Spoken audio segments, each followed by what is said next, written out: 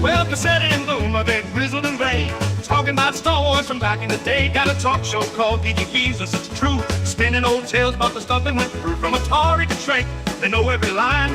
Geeky Geezers, man, they're feeling just fine. Late Savvy's got a lightsaber, swings it with pride. Boomer's got a game, but plays it deep in the night. They're ranting about He-Man and old X-Men too. On Geeky Geezers, they're the nerdiest crew, talking Transformers toys that twist and they turn, singing blues for the geek life, their hearts still burn. Oh, Geeky Geezers, they're living the dream, talking comics and movies, they're busting the scenes. From Battlestar reruns to D&D lore, they're preaching the gospel of geek evermore. Pacelli and Boomer, they'll never grow old. Geeky Geezers with hearts made of gold. They're sitting in the studio, mics turned up loud, reminiscing about Super Friends, feeling so proud. Pacelli loves Spider-Man, Boomer's for Hulk. They argue about Star Trek with passionate both. From Betamax tapes to their old D20s, Geeky Geezers where the nostalgia flows. They got fans in the chat, from the young to the old, tuning in to hear stories that never get told. Talking Ghostbusters, Proton Packs, Toys in the Box, and Saturday mornings with cartoons that rock. Pacelli and Boomer, they're keeping it real. Geeky Geezers with that old school feel. Oh, Geeky Geezers, they're living the dream, talking comics and movies, they're busting the scenes. From Battlestar reruns to D&D lore, they're preaching the gospel of geek evermore. Pacelli and Boomer, they'll never grow old. Geeky Geezers with hearts made of gold. They're singing the blues for the games that they play, for the VHS tapes and the arcades that pray. But the spirits are young, though their hair's turning white. Geeky Geezers keep the nerd fire alight, so tune in each week to the Geeky Geezers show, where Pacelli and Boomer let the good times flow. From X-Files to X-Men, they're dropping the news, singing praises of geek life with them old blues. Pacelli and Boomer, forever they'll be.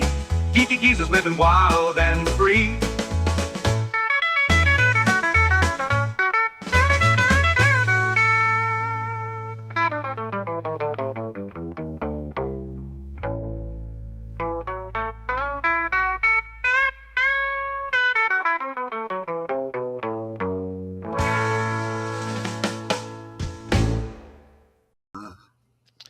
Happy Daylight Savings Day, everybody.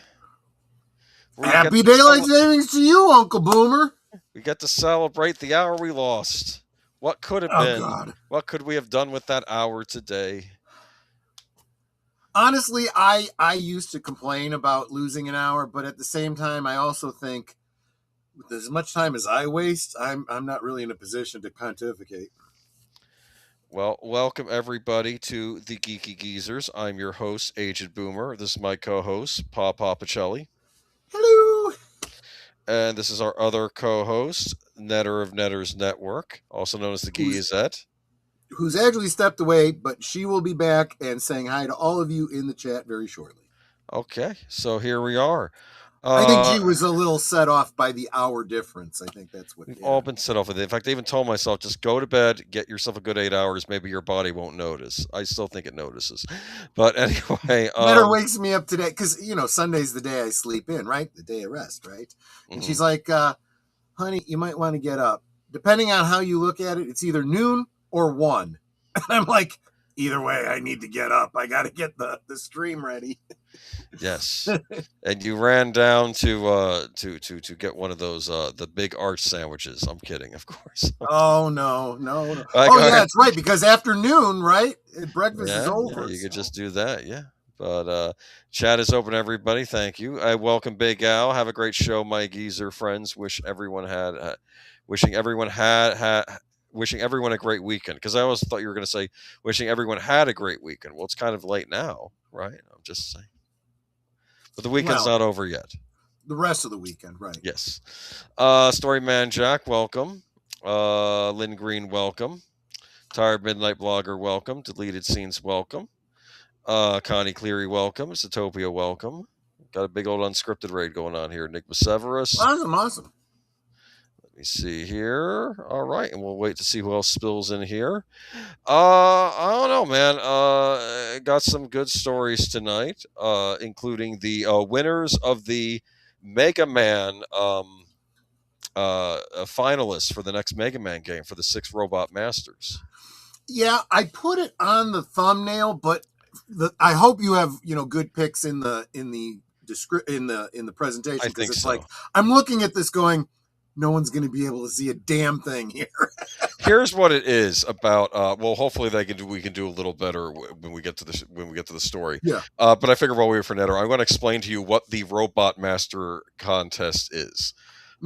This hails back to young Boomer back in high school, maybe even freshman or sophomore year, when Capcom announced for Mega Man 6, the final Mega Man game on the NES, you can design your own Robot Master and submit it to Capcom.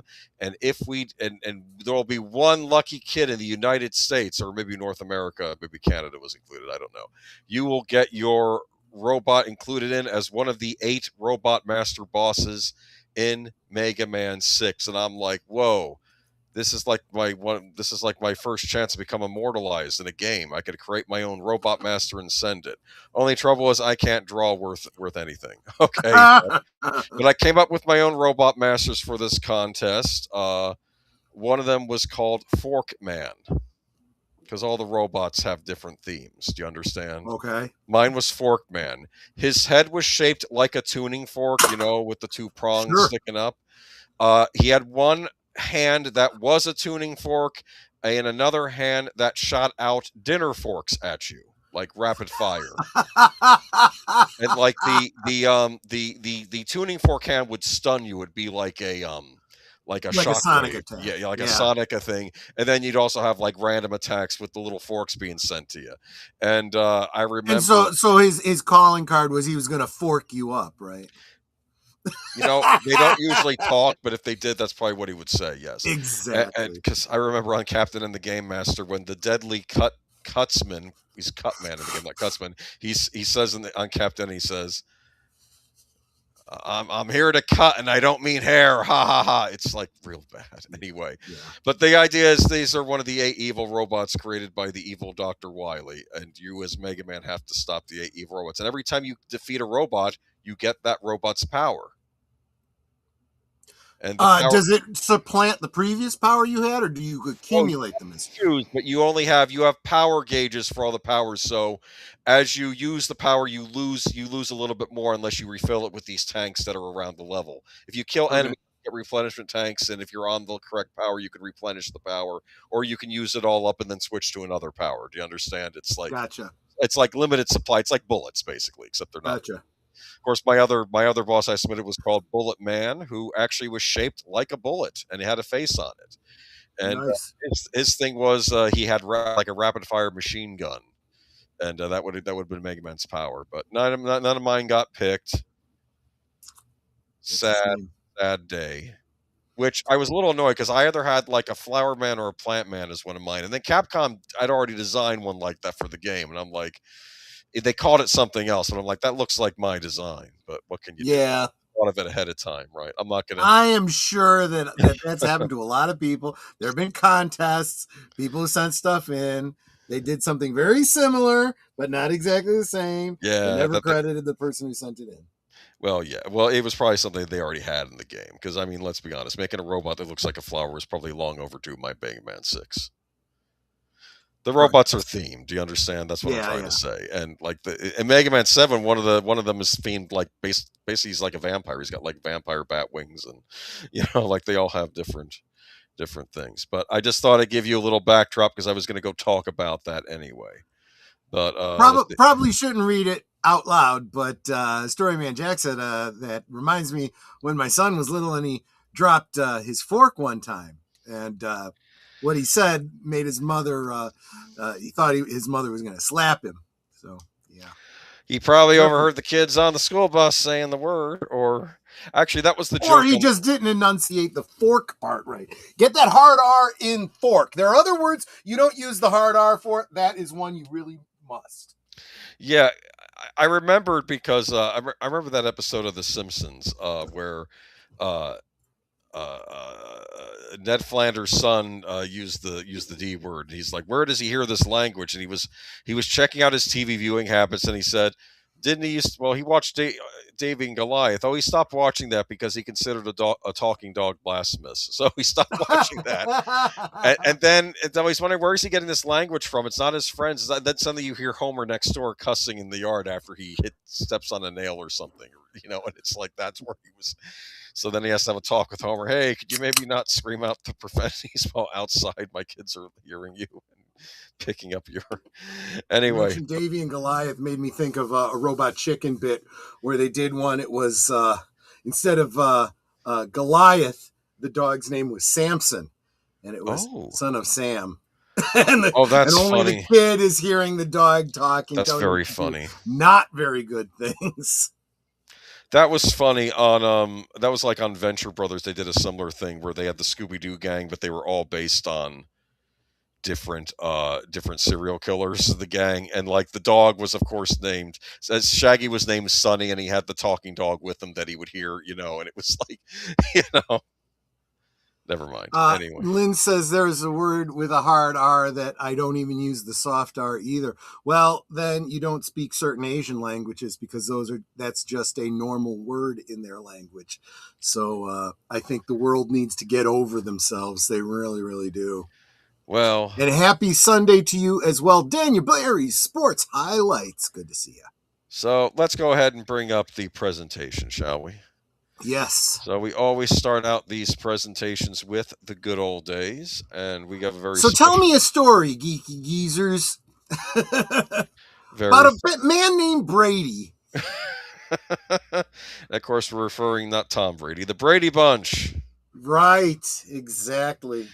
Wow, how have we not covered the Brady Bunch at this point? But we have. So this show, how long did it go on for? For 7 seasons, I think it was. That's pretty good for a sitcom, yeah. Something like that. It was. That must have been very popular. No, I'm sorry, 5 seasons, but still, that was 5 seasons, and that's when seasons had way more episodes than we get now. It was 117 episodes. This one was relatively early. This clearly is not first season. This is like 3rd season, maybe. Yeah.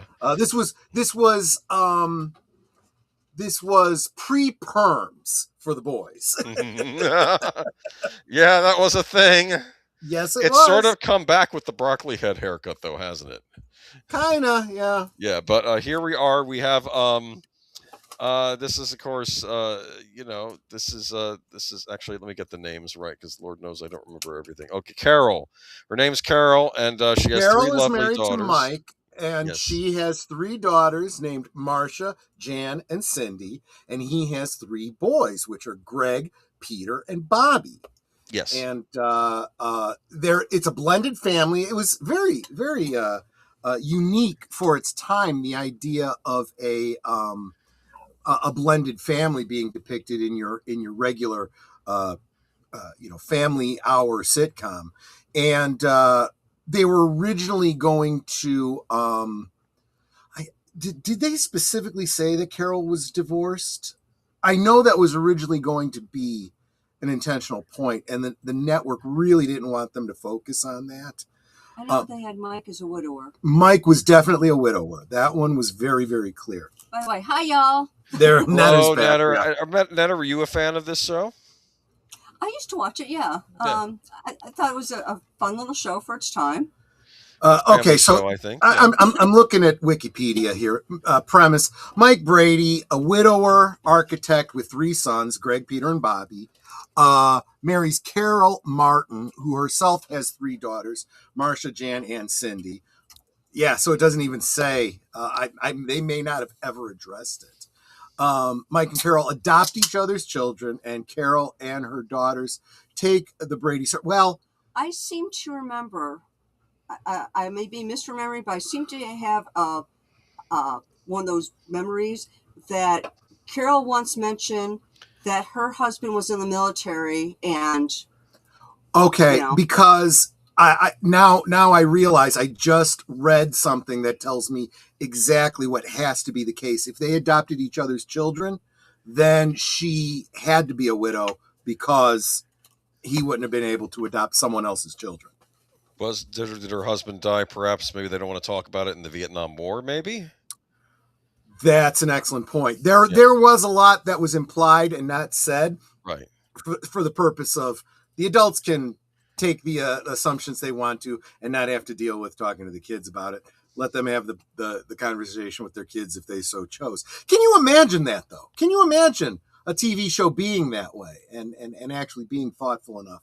But I digress. But included in the blended family are Mike's live-in housekeeper, Alice Nelson, played by Ann B. Davis, and the boy's dog, Tiger. In the pilot episodes, the girls had a pet, a cat named Fluffy, who never appears in the episode. I always headcanoned that because of the problems between Fluffy and Tiger, they decided to rehome Fluffy. Okay, and you didn't always see Tiger. No, and you didn't see him after, I want to say, the first or the second season. Very sad story there. The dog who played Tiger was hit by a car and was unable to. Well, he passed, and the trainer really didn't want to lose his job, so he tried to replace Tiger with another dog of the same breed, and its temperament was very different, and he didn't respond the way he should, and everyone noticed, and that's when they dropped Tiger, but they always kept the doghouse out back. You always assume that Tiger must have passed, and they just didn't acknowledge it directly in storyline. Selena says, no, he went to live on a farm. There it was. Yeah, exactly. So while this show did premiere in '69, this is a very '70s television series. It was. Well, let's face it. It was September of '69, so it was the end of '69. Yeah. It's like The Sopranos. Technically starts in the '90s, but I consider that an odd series, a very 2000 series. Yeah. Exactly right. Exactly right. So yeah, this does technically predate me. In fact, this would have been within a month of my parents getting married, actually. 2 years before I was born. But anyway, so where were we? The setting is a large 2-story house designed by Mike. Put a pin in that. We'll get back to that. Located in a Los Angeles suburb. The show never addressed what happened to Carol's first husband. Okay. But like I said, by inference, we can assume. While the show's creator, Sherwood Schwartz, always intended Carol to be divorced from her first husband, ABC preferred for her to be a widow due to a more conservative American stance on marriage at the time of the first episode aired in 1969, which led to the compromise that resulted in not revealing the first husband's fate on the show. But again, like if Mike adopted the girls, it can't just be a divorce. It had to be a widow situation. Yeah, that's what I said. I have a fuzzy memory of Carol mentioning just once, that her husband had been in the military. I want to say Air Force. However, other factors also prevented Carol from being revealed as being divorced on the show, as well as the potential portrayal of both custody agreement and explanation for her divorce with Mike was even able to adopt Carol's daughters, always being portrayed as the only father character's daughters accepted. So yeah, see, I was right. Even I should have just finished reading what I had started. The first season, awkward adjustments, accommodations, gender rivalries, and resentments inherent in blended families dominated the storyline. The show, being centered on a blended family household, was considered unique for the time, as most other shows were still focused on single family households. We may end up doing a talk about Family Affair another time. That's another outlier. And what was nice about this is because it's been on the air for so long, you actually got to see those kids grow up. Well, it was only 4 years, but kids grow up pretty darn fast. In an early episode, 5 years, I'm sorry. In early episodes, Carol tells Bobby that the only steps in their household lead to the second floor. In other words, the Bradys were not a step family, only a family. Therefore, episodes focus on typical teenage and preteen concerns such as sibling rivalry, puppy love, and self-image, character building, responsibility, dating, school dates, and school grades, and getting along in social company. Noticeably absent is any political commentary, especially regarding the Vietnam War, which was being waged at its largest extent during the height of the series. Despite some elements of the show being considered revolutionary for its time, including Mike and Carol's sleeping arrangement, the Brady Bunch would maintain traditional family-friendly entertainment and avoid scandalous and challenging fare. And if you noticed, when the series first started, Mike and Carol had separate beds. Then they got a queen-size bed. No, that was, I think you might be blending your memories with Partridge the Family? Lucy show. With Lucy. I Love They had Lucy. separate beds. I Love Lucy, they had a separate bed. Yeah. They never had a separate bed in the Brady Bunch. They were always a single bed. Yep. Okay. Every episode. By the way, I don't know whose hand that is. I thought. I'm I sorry. don't- It's deleted scenes is freaking out. I don't know whose hand that is in the bottom left corner. Could be Vincent Price visiting the family. I don't know. We'll get to that in a minute. Okay. That's a great question because that was, I think that was in story episode where they were having their picture taken. So Oh, I see. Probably the photographer. could have been because there was an episode where they had a family portrait taken. Oh no, but that was just the kids. The kids got together for a family portrait for an anniversary gift that I think Mike wanted to give to Carol. And it was just before, no, it was, I can't remember now, but the way that that Mike knew that something was hinky was because when the gift was given, she was wearing her glasses in the picture. Jan was wearing her glasses, and she didn't have the glasses at the time it was taken. And the reason they had to retake the picture was because she smashed into it with her bike because she wasn't wearing her glasses. And all the kids covered for her and pooled their money in order to pay for another picture to be taken. They went to the trouble of all wearing the same outfit they had worn before and so on and so forth. The only flub is that Jan was wearing her glasses when the picture was taken, and they had to confess to Mike. And he was like, I would punish you guys, but I think you guys have all pretty much punished yourselves enough. And I respect you for, doing the responsible thing and paying for it and fixing it and so forth. And I appreciate that. That was the kind of show this was, very fair, even-handed kind of family relations. But they went through some real problems. Now, sometimes dealing with them in the half hour to an hour that they had. And yes, there is a difference. This show was originally slotted at an hour, and in syndication, they edited it down to a shorter run length. And in physical media, most of the restored episodes exist, but there are a few exceptions. There was a storyline that involved the never seen next door neighbors, the Dipmeyers, and they decided in the late 60s, early 70s style to address an ongoing what would you say, cultural situation of people, just normal people being nudists. So they had a pool and they swam in the nude, and they had invited Cindy and Bobby over to go swimming, and they were going to go swimming, and they had no. And when Alice says, wait, let me see, what are you wearing? And realizes they're not wearing anything, she goes, oh, no, you don't.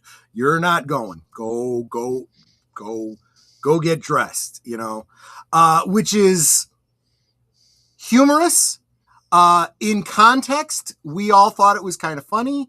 In retrospect, it's very creepy and icky. And now, that does not exist, I don't believe, anywhere on And what was physical interesting media. is for any problems they had, it was always very amicable. It's like, this girl at school is bullying me. Well, just talk to her, honey. I talked to her and we worked it out. We're besties now. It's like, that doesn't work. That might be a bit of an exaggeration, but yes, Hey. that's pretty true. Was Mrs. Detmeyer played by Barbara Boucher? Just out of curiosity. Don't know, never saw them. Okay, all right. You I'm never just see the joking. Detmeyers. I'm Yeah. just imagining. That's all. Well, you wouldn't want to see them. They're nudists. Well, yeah, I mean, yeah, let's. Yeah. No, I'm just imagining Greg Brady, like just being all. Yeah. And let's not get into any behind the scenes shenanigans that that these people got into. There's all kinds of stories out there. Let's just stick to the show. From what I heard, with all due respect, it was fairly tame. Okay, it was. I mean, okay. Anyway, I'm not going to get. There was a lot of great guest stars. Now, I think most people remember Davy Jones of the Monkees, right? That yeah, you can't find that episode because it's because of the music rights. Girl, look what you've done to me. Okay, great. We just got the stream taken down. Damn it. Yeah. If he goes after the Brady Bunch, what he's going to do to us? Anyway. Exactly. Well, no, he's dead now. So it's the company that. By the way, there wasn't a problem back then because Sherwood Schwartz did both the Monkees and the Brady Bunch, and that's why Davy Jones appeared on the show. Why is Peter's shirt there? Are those two sewn on black pockets? Yes. I don't know if they're sewn on, but yes, those are pockets. Why? Because the 70s. Okay.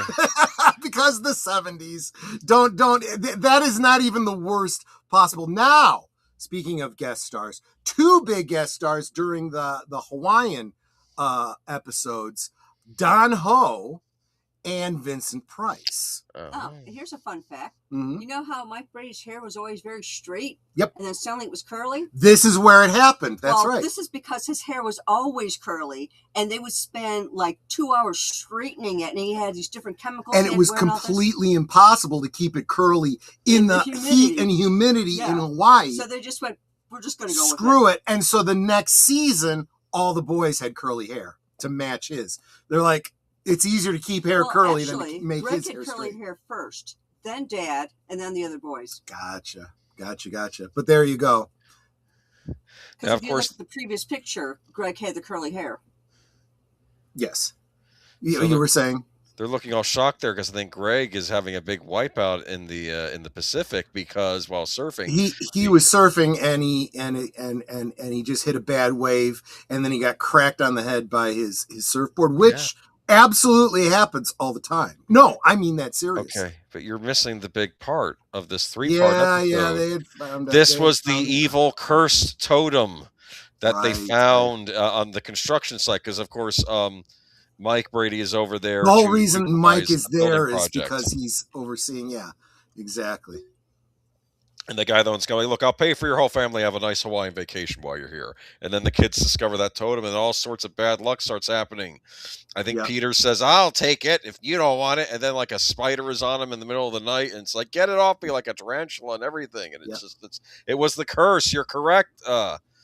Exactly. Like the local Hawaiians are telling him, no, that's a bad thing. You got to. Then he had to take it back to a very specific place. The Tomb of the Kings, I think, or something, right? Yes. So where Vincent Price is scaring people off, and it turns out that he's just a guy who wants to be left alone and is scaring people off. And he feels bad that he scared the kids. I didn't mean to scare them. He's an archaeologist that he feels never gets the credit, and he discovered all these treasures. I'm just going to keep them for myself. And then Mike says, "Well, you have to turn them in, or you're breaking the law. But what you could do. But look, we are going to be your witnesses, and we'll say you are the museum."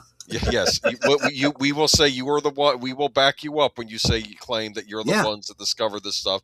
And he got a job at a curator of the Hawaiian Museum for these items. So yes, so he doesn't have to live in the cave like a weirdo eating beans. Anyway, which that's not even an exaggeration. That literally was what he was doing. Yeah.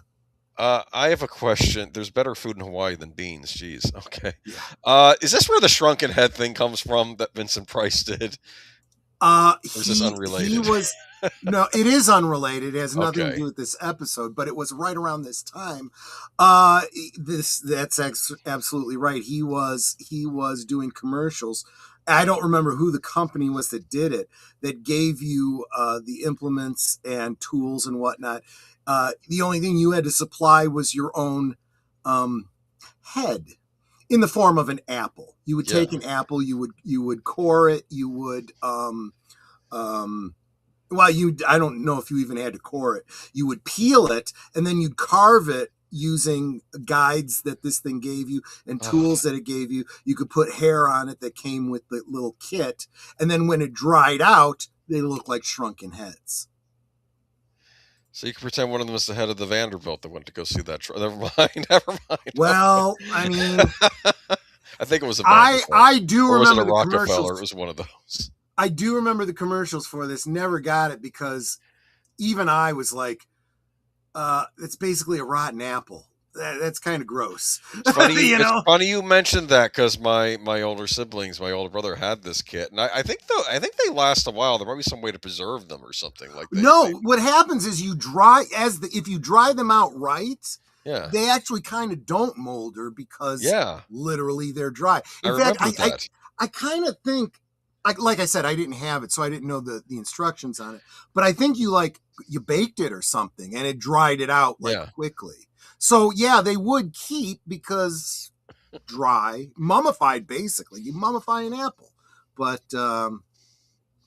it's a rotten apple with fake hair on it. A mummified that's true. apple. That's exactly what it is. It's like mummification, like mummies stay. I think that's what it is. But this has nothing to do with the Brady Bunch, apparently. It doesn't. Let's move on. Okay, so let's move on. The Brady Bunch Variety Hour. Look at this was the height of 70s insanity. Folks, you've been with us as we've talked about variety shows. We've seen Donnie and Marie. We of course every year we watch the Star Wars holiday special, which is a variety show. We did the Paul Lynde Halloween special. We've done a few of those. Halloween special and some others. But this was the Brady Bunch. This was created by Sid and Marty Krofft. It lasted for, do you know how many episodes this lasted for? I don't know. 9. Exactly 9 episodes. Well, 9 was all it needed, probably. And I think Vincent Price guest stars in one of the episodes, doesn't he? In one of the variety shows. That I don't remember. I think I saw him in a suit, and I think he did guest star in one of them. Maybe they did a Halloween episode. I don't know, or a spooky episode. I do know that Rip Taylor was recurring that's personality. Funny. So let me see. Do they say who the guests were? I don't have. So Rip Taylor was there. Paul Lynde. Kinda, yes. Okay, kind of. Right. Yeah, that's actually kind of right. Yeah. Man. But there was and this was really kind of capitalizing on the music thing. They were trying, this was a Sherman Schwartz thing, just like the Monkees, trying to get the prefab group, in that whole style of the Monkees and the Partridge Family, that whole concept, that whole shtick.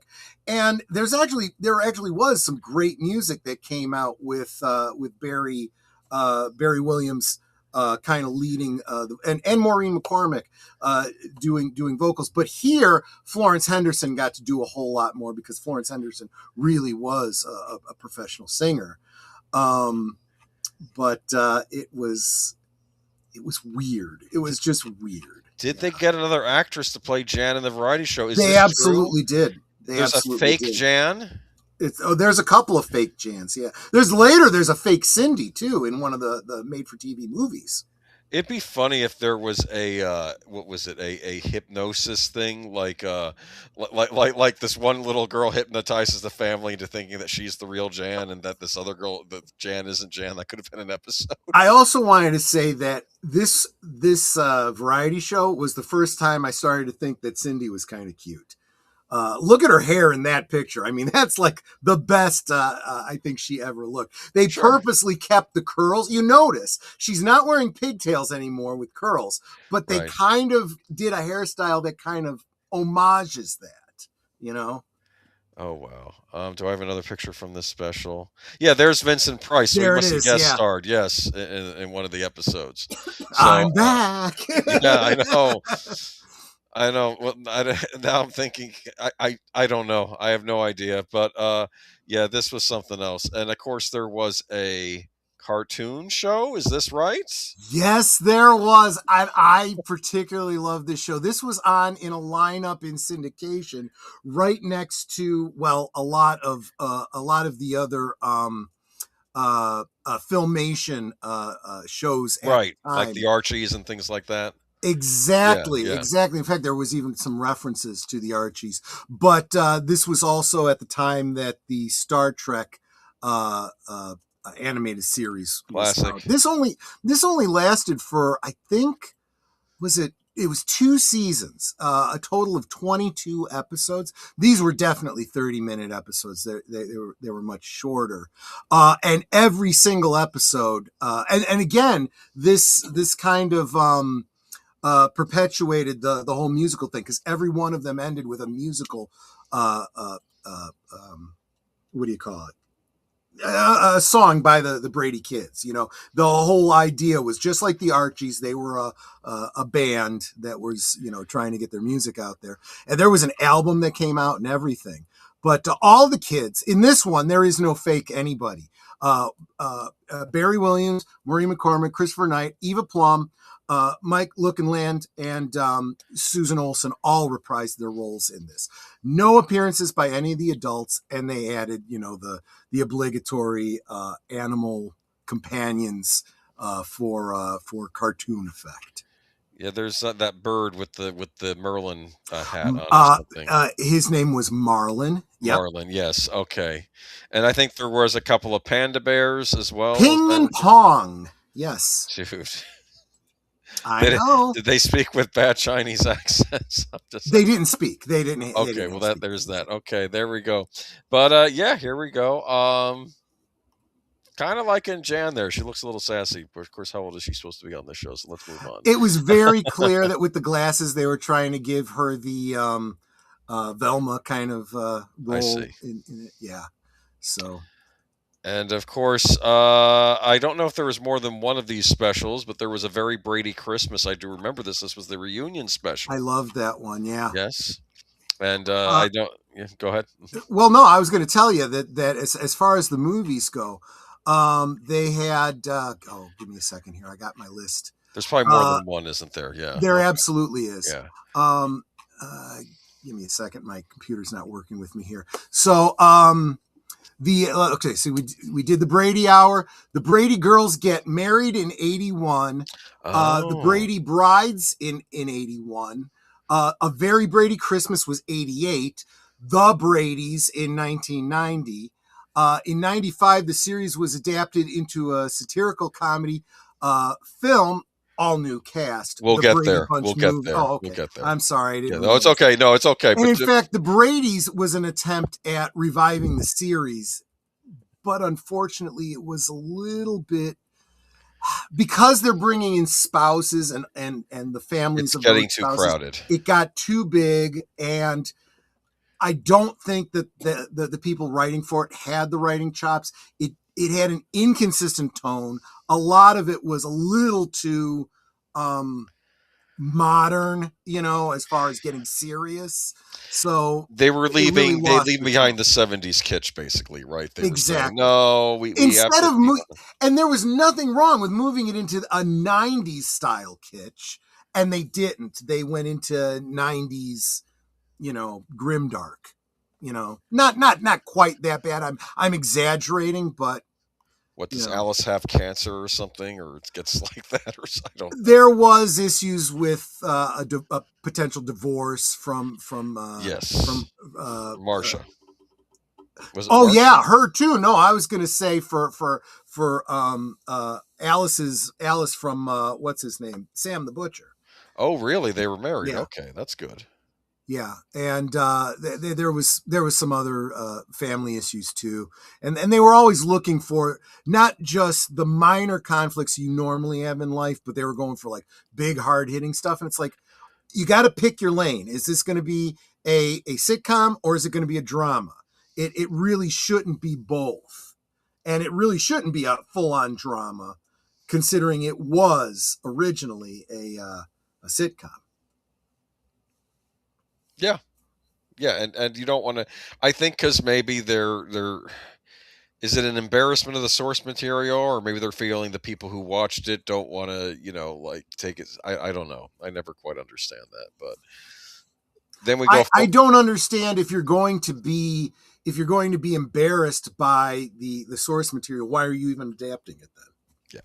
So here we have the Brady Bunch movie. Yes. Which I love. I don't know how you feel. I loved this movie at the time. For starters, it cast one of my favorite leading man actors in it, who I feel has not gotten enough attention over the years. Of course, he replaced Mark Harmon on NCS now, but Gary Cole, who I've always been a big fan of, and they have him playing Mike Brady, the see. dad, and I was a big fan of him on shows like American Gothic. He showed up in Sam Raimi's A Simple Plan. He's a good actor, and I'm glad that he got a chance to be a lead in this movie. Yeah. And I love this movie for what it is. Yes, because it is very much a spoof, sure. And it does the trope of keeping the objects of the story in the time setting they come from, but taking place in the modern day, which makes them all the more fish out of water. Exactly. Yes. Exactly.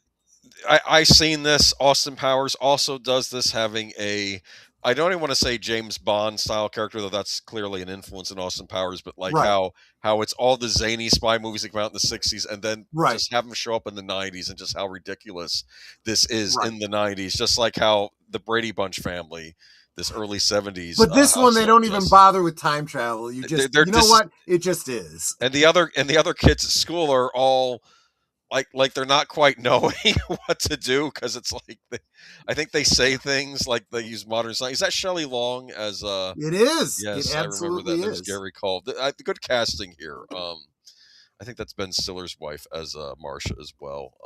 I did enjoy this. The movie turned the Brady Bunch into the Addams Family without the Gothic. Yeah, basically. Kind of. Yeah, that's a great analogy. Yeah, that's. I would follow that, but I did enjoy this when it came out. I think it's good. But you were right though. Christine Taylor, who wasn't she? What was the Ben Stiller movie she was in? The one with the Dodgeball. Wasn't she in Dodgeball? Yes, she's been in a lot of movies. Yeah. She was perfectly cast as Marcia. I mean, gosh, look at her. She just looks like Marcia. Yes.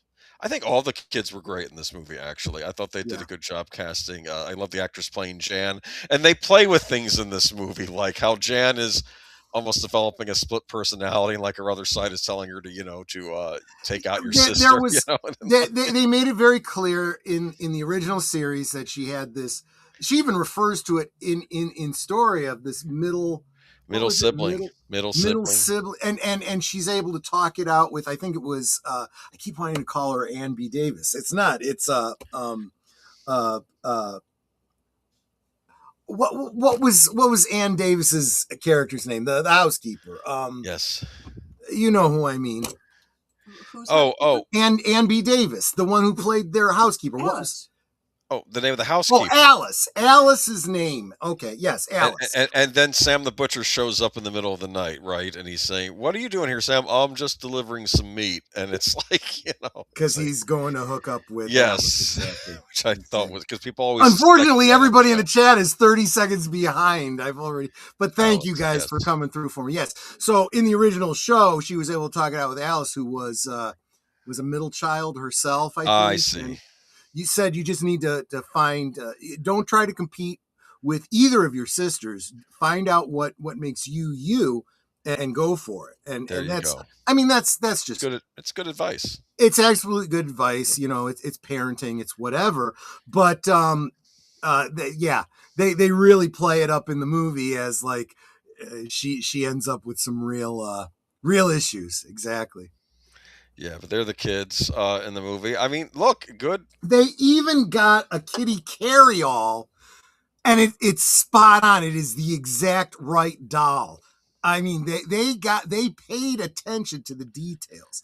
This had to have been even filmed in the same house. Otherwise, they had to have been very, very meticulous about recreating the sets. I think that what it is I think that this is both a spoof, but also kind of a love letter to the show. So I think that's what. Well, I've heard it said, and I honestly think that it was Mel Brooks who said this. You can't spoof something unless you love it. Yes. Oh, and I think that was absolutely true about this. Yes, you're right, Geek Flag. The house did show up on the X-Files. Yes. Interesting. In one of the later seasons. Oh, don't get me started. I think that was during the final season of the original show. I take it wasn't that good in the last season. Here's my problem. It's a problem that happens with all shows. If they become too popular, they almost become self-aware. I think this was a problem on Doctor Who as well. Yeah. That's a topic for another time. Anyway, here we go, and I think they have probably a big sing-off. Keep on dancing all through the night. Is this a nod to the variety show right here? Is that what this is? Actually, no. Oh, okay. This is more of a, obliquely probably, but this was more specifically a nod to an episode where they actually did go on a national television show and perform a song. Greg was trying to there was a whole storyline within the original show where Greg was trying to break into music. He clearly was going down a wrong path where they wanted to strip away his entire identity and turn him into somebody else. The new Johnny Bravo. This was before that cartoon, by the way, folks. Johnny Bravo means something different to me than it does to all of you all. You fit the costume, and he'd do music and it didn't sound like him because they had mixed it so much. He's like, I don't want to do this. I want to do my own thing. And then they did a couple of shows, national talent shows and stuff like that. In fact, one of them was the one where they were trying to perform and Peter's voice starts to crack. And so they had to come up with a whole new song to kind of feature. Again, another one of those things where, don't get upset. Don't leave your brother out, whatever. Figure out how to make it work for you. Turn it into a strength. And then that's when they came up with sha-na-na-na-na-na-na-na, sha-na-na-na-na, and that whole bit with where they give him a little bit of a solo where his voice cracking kind of, adds to it. I think a lot of people had that song, so I don't think you're alone. Yep. I probably should include it in the album. I didn't even bother with the paraphernalia, which I'm sure there was a ton of and then of course we had the Very Brady sequel, which I don't know if I saw or not, but I need to check it out if I haven't. Maybe I need to. I did see it, and I vaguely remember it, which tells me it probably wasn't as good as the original. But yes, they go back and start in on. Well, they go to the same well. They're going back to the same tropes from the original. So obviously this one is referencing the Hawaii vacation. Yeah, exactly. And I'm thinking perhaps in this episode they should, if you can't get Vincent Price, get Jeffrey Rush to play the same character, maybe. But I don't know if that's what they did. But interesting, because he did a good impersonation of Vincent, because he was the Vincent Price character in the remake of House on Haunted Hill, and I realized, he could have probably done a good thing. I don't know. I got I recently for $10 you get a double pack of both movies. I figure I'm going to check it out that way. So there you go. And that's the show, folks. Thanks so much for stopping in. Well, we're almost 48 minutes in. We got to get to the news. We got a lot of news. I'm going to try and just chop through this stuff here. Let's see here. You did save the AI ones, right, for another time. Well, we'll get to them. Okay. Yes, Ben Affleck and all that. Oh, it might help if I actually had the. Where did it go? I had my. There it is. Okay. Dolores Muniz. Can you hear me? Yeah, Dolores Munoz Ledo. She, my gosh, I felt so bad about this. This one I completely missed. This one is almost a month old, and I just feel terrible about this one. 107. 107. Can you believe that? I had no idea. Yep. Animation World mourns the death of Maria Dolores. How do I say her name again? Munoz. Ledo. Okay. Munoz. Ledo Ortega, also known as Marcela Septién. After the National Association of Actors from Mexico announced the death of the voice actress on February 13th, animation accounts started to spread the news that the voice who dubbed Chip from Chip and Dale Rescue Rangers and Sorceress and He-Man and the Masters of the Universe had passed away at 107 years old. She was the oldest dubbing star in the world. She was born in Mexico City and was hired by Metro-Goldwyn Mayer MGM in 1944. Holy cow, she was around in the golden age of Hollywood. Okay. Yes. MGM had more than 20 Mexican voice actors in New York for their films, launching and furthering their careers in dubbing, including Pablo Ruiz Nunez, Edmundo Garcia, Jose Catano, Armando Velasco, Roberto Ayala. Oh, I take it this is so they can dub the movies and send them to South America. Right. That makes sense. Munoz Ledo was also the Latin American voice of Adrian Panino in Rocky IV. Look at that. Yep. Anita Louise and Marie Antoinette, Donna Reed, and They Were Expendable, and Ben Arthur in The Golden Girls. I have to tell you something. I really think sometimes dub actors are the unsung actors in the world. Because I think you hear, unfortunately, people tend to look at like Japanese films that are dubbed into English, like bad, as being bad. But honestly, some of what you really should be looking at more if you need to see American or English dubs is things like some of the spaghetti westerns. Those were done, those were done much better. But honestly, if you've ever watched any of these films in Spanish and listened to those dubs, and you know Spanish, they're really done well. Oh yeah, and her work was just amazing. Well, a lot of Japanese voice actors in Japan for a lot of the anime shows actually got their start doing voices of American actors in the Japanese dubs. Like one of my favorite anime characters is Lupin the Third, and the voice actor of him was known in Japan as the voice of Clint Eastwood in Clint Eastwood movies when they were brought over there, which I thought was interesting. But no, they really are kind of the unsung actors. And the interesting thing about a lot of those Italian movies, all Italian movies back then were dubbed regardless of whatever the actor was. So they might, if they had Clint Eastwood, they'd actually get Clint Eastwood and have Clint Eastwood do his own dubbing for the movie, but then they might have another actor seeking for one of the Italian actors, or if there's a French actor. Because again, a lot of these European movies, they would hire people from all over Europe to be in them. Right. So you could have multiple different people in a movie though. But no, I rest in peace. My goodness. But she 107 years old. God bless. Yeah. I mean, these are the people that brought our culture to the rest of the world, and they deserve our respect. So rest in peace. And Stephen Hibbert dies. Actor who played the Gimp in Pulp Fiction was 68. He's in a lot more than that. I'm not sure why they have to go to that one specifically. I don't know why either. I'm telling you, I always feel like, of course, we went with TMZ on this. That's probably why. Well, it's like Brian Dennehy dies, and he was in Tommy Boy, and I'm like, yeah, he was in Tommy Boy, and he was fine in Tommy Boy. He was in a lot of other movies besides Tommy Boy. Better films that mean, most of us actually remember him. Yes, from. Well, I mean, I like Tommy Boy, but he that was more like a support role. He wasn't the star. Like, watch FX; he's great in FX. It's just, but yeah, Stephen Hibbert, 68. The actor also appeared in Austin Powers and the Cat in the Hat, has died. He was 68. The actor's family revealed that he had died on Monday of a heart attack in Denver, according to TMZ. Our father, Stephen Hibbert, passed away unexpectedly this week. They said in a statement, his life was full of love and dedication to the arts and his family. The family added, according to the outlet, he will be dearly missed by many.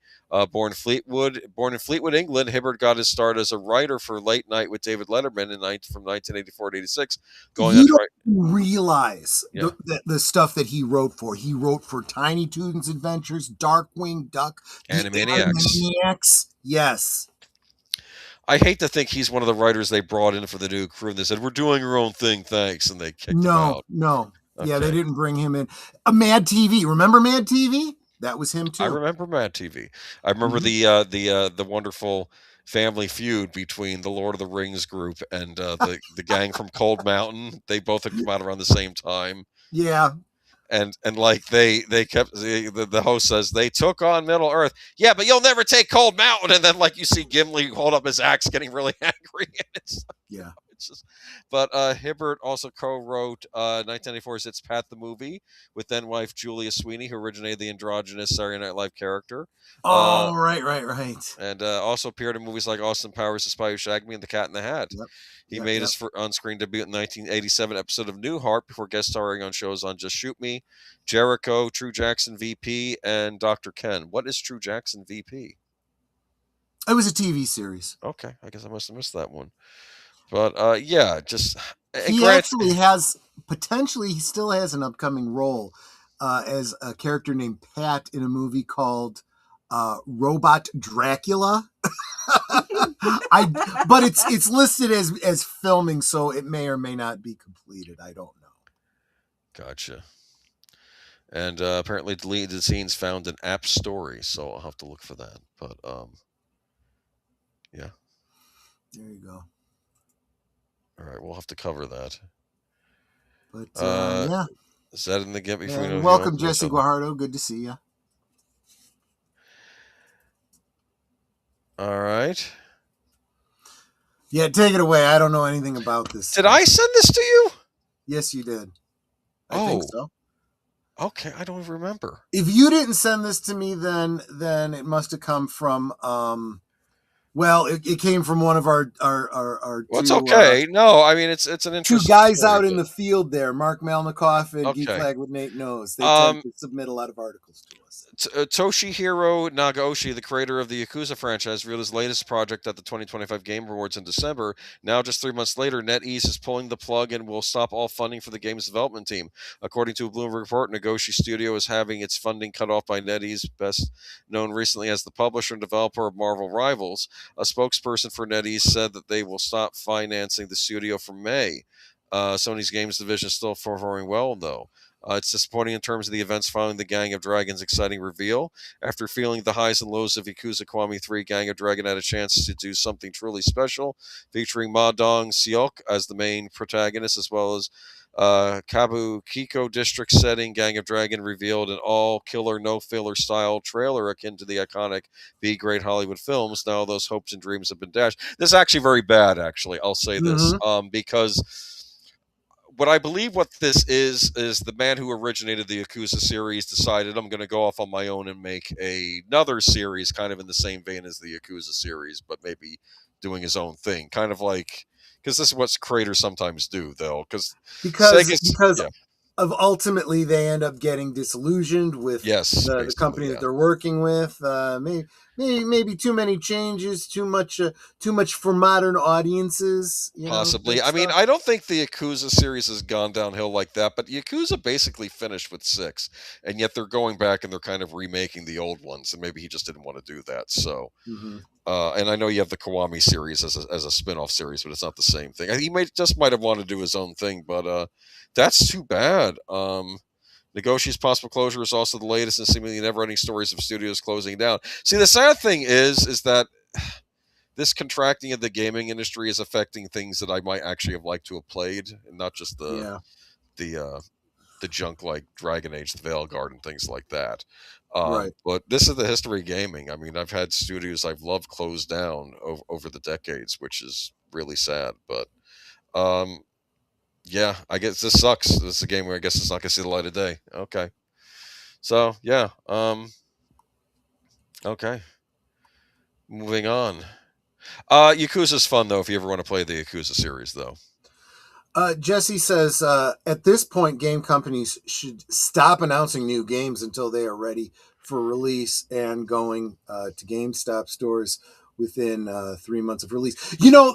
I would say not only that doesn't only apply to games. I would say that applies to movies at this point too, especially big franchise ones. You really need to be a lot further along in development before you make an announcement. I would even, if I was in marketing, I would say, you know what? Let's keep it a secret. And if it leaks out, we can play with that and we can use it to our advantage, kind of stuff. Build up excitement for it and say, we didn't announce that this was coming out, but now we announce You know who does that, who's very good about that actually, is Capcom. at least from what I've noticed over the years. Like they announced, I think, Resident Evil 9 over the summer, and it just came out like a few weeks ago. Yeah. That's the point. They usually do like a 6-month. Like if they're well in development, figure in 6 months is going to release. I remember that with Resident Evil 2 remake, where they announced it at the summer, and then it came out early winter of the next year.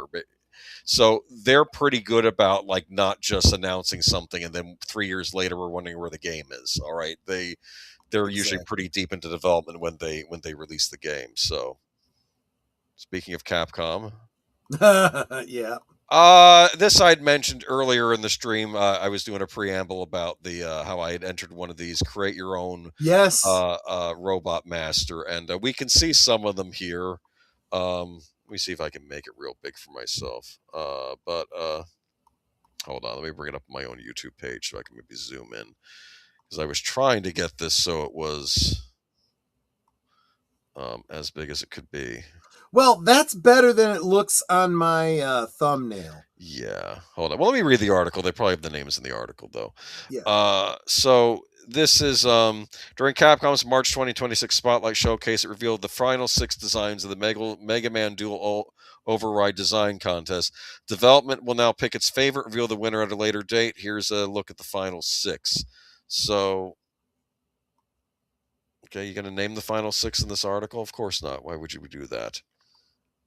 Hold on. Do you mind giving me 1 sec? I'm going to bring up my own presentation. Give me 1 second. No, I can read it right here. That's why I made the image nice and big, because I suspected it wasn't in the article. I'm looking at that delicious McDonald's. Well, I can see that the middle one in the bottom is the Juggle Man. The Juggle Man, yes. So it looks like he's juggling. Next, Valve Man. What? Valve Man, who looks like he can attach to a fire hydrant. Oh, I was thinking. Oh, that's what he is. I thought it was a vacuum cleaner. Okay. Yeah, no, because it shows him like the claw going to attach to a fire hydrant. Yes. And Cactus Man, who has spikes on him. Yes, Cactus Man. I can't read the one in the top left. If there is a name in the center and the top left, I can't see it. The center I can see. It's called Swiper Woman, because she has a vacuum cleaner. Well, I guess it's better than calling her Mega Suck. Oh, okay. And then what is it? Recycle Man to the right. Recycle Man. Well, wouldn't that make him the hero? I mean, but yeah, that looks like some kind of cake type thing. Is that like a cupcake thing? What is that going on there in the left corner? I can't tell. I don't know. They look clever, but I think it looks pretty neat myself. Let me get out of my own keynote. Okay, but bring it back. But yeah, I don't know. I'm a big fan of these contests. I'm actually glad they're still doing this. I have no idea if kids are still entering this thing, or if it's just adults now entering this thing. But I don't know. You can get a closer look at each design on Capcom's own contest page. I'll find out who that other one was. Give me 1 minute. All right, that is Design L, and what is it? It is yes. Maybe it doesn't have a name. It's just Design L. Cleanser Man. Cleanser Man. That's got a heck of a ring to it. Cleanser Man. Cleanser Man. It's a washer machine. There you go. You understand? It's like Spin Cycle. Look at Yes. that. Okay. All right. So there we go. So I don't know. All 6 of the finalists are going to get their names in the credits of this game, and of course the winner will have their robot actually in the game itself. So hope that's holding up development of this sequel that I'm greatly looking forward to, though. But yeah. Big fan of the Mega Man games. Dr. Wily basically looks like your typical mad scientist with the mustache and with his Austrian, German, Swedish style accent or whatever, when he talks. It's just, he's the mad scientist. He wants to take over the world with his robots. Do you understand? So exactly. Yeah. Exactly. And you are the good robot Mega Man created by the good Dr. Light. Boy, that's pretty on the nose. Not like the Dr. Light from DC. That's a bad doctor. Well, yeah, good point. Mega Suck. I'd buy that for $1. But yeah, I don't know. This looks cool. I like the fan that there is interaction with the fan community. I think more companies should do stuff like this. And, if you get the fans involved, maybe. I know that Doctor Who did this ages ago in the Tennant era when they had a kid in England was able to design a monster for one of the episodes. Remember, an alien monster? Yes, I Yes. do, and I remember the specific use of it. It was the Absorbaloth that was from the sister planet to Raxacoricophalopatorius. Yes. The planet was called Clom. Yep. And I didn't really care for the fact that part of the story involved a very adult joke that I was like, the kid that created this is watching this. That's wrong. Oh, because just what's left of her is a face inside a tile. And let's not go any farther with it than let's that. move on. This is a kid show, and Mega Man is still yeah. a kid-friendly series too. So like it to not be, easy, yes. but kid-friendly in theme. It's Ruby Spears did an animated Mega Man series back in the 90s. I guess after they because they didn't get the right. I guess they didn't have the rights to DC stories anymore, so they got the rights to Mega Man. So you can actually check that out on DVD. Interesting. Yeah, they had it. They actually did a Mega Man animated series. Mario Day is this week. Happy Mario Day, everybody.